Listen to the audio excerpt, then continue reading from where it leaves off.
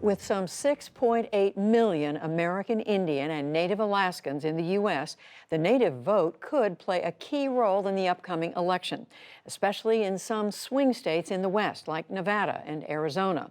But as Stephanie Sy reports, there are unique obstacles that make the population less likely to vote, and some are trying to change that.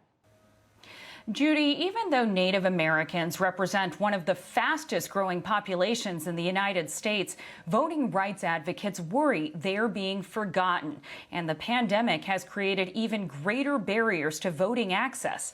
To discuss this, I'm joined by Jacqueline De Leon, a staff attorney with the Native American Rights Fund. Her group held field sessions across Indian country about voting. The findings were compiled in a paper called Obstacles at Every Turn. Jacqueline joins me from Denver, Colorado. Jacqueline, thank you so much for being with us.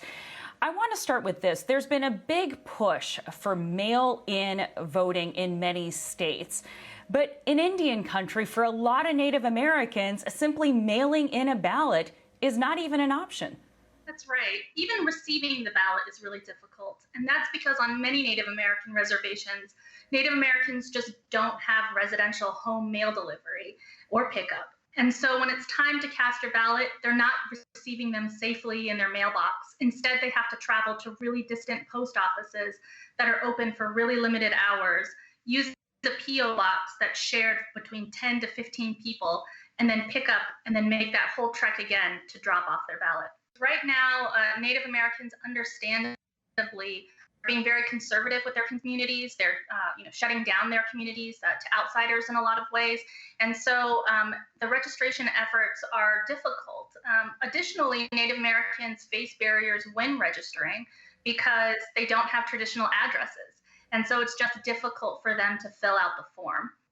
But there are solutions, and there should be in-person registration available in locations that are near where people live. And so in-person voting is the preferable method, I understand, in a lot of places where Native Americans live, especially in rural areas. And yet there are other obstacles to that, transportation being one of them.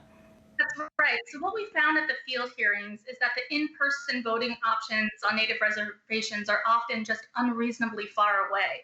They're often located in the nearby border town, but that border town, in fact, is not nearby. It can be 40 miles away. It can be, significant distances on a dirt road in November that a person would have to travel when there's very limited transportation. But a lot of the other impediments that you talk about in this comprehensive paper, Obstacles at Every Turn, are systemic issues that need to be addressed over the long term as well. That's right. Unfortunately, what we see are compounding injustices. So it's not necessarily fair that Native Americans lack addresses on their homes, right? It's not either fair that the transportation options are limited due to poverty. There's no public transportation. People's vehicles are in poor working shape. And over 90% of reservations lack access to broadband. And so we do see third world conditions on Native American reservations. These are systemic issues that are compounded when the costs of voting are incredibly high, which is what we're seeing. Access to voting and access to getting people counted in the national census, which is currently underway, are similar issues. Are you concerned about another undercount of Native Americans and Alaskan Natives in this census? Absolutely. Unfortunately, what we're seeing is a drastic undercount of Indian country, which is going to mean billions of dollars of lost funding. And the reason is that the enumerators that were expected to be on reservations were not able to go. There's not been a receptive audience to the idea of expanding deadlines or creating solutions that would allow Native Americans to be fairly counted.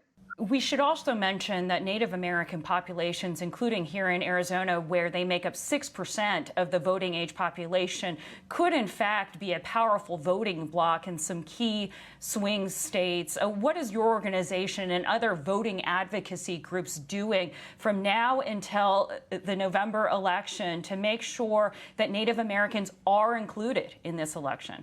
Absolutely. So Native Americans make populations that could decide the election in Wisconsin, Michigan, Minnesota, Nevada, Arizona, Montana, to name a few. And so Native Americans have swung elections in those states before.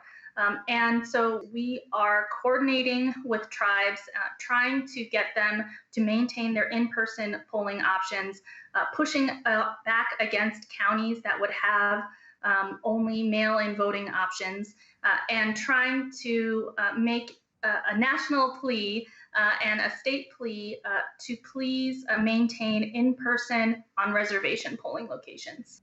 Jacqueline DeLeon, such an important issue with the Native American Rights Fund. Thank you so much. Thank you for having me. So glad we were able to look at that. Thank you, Stephanie.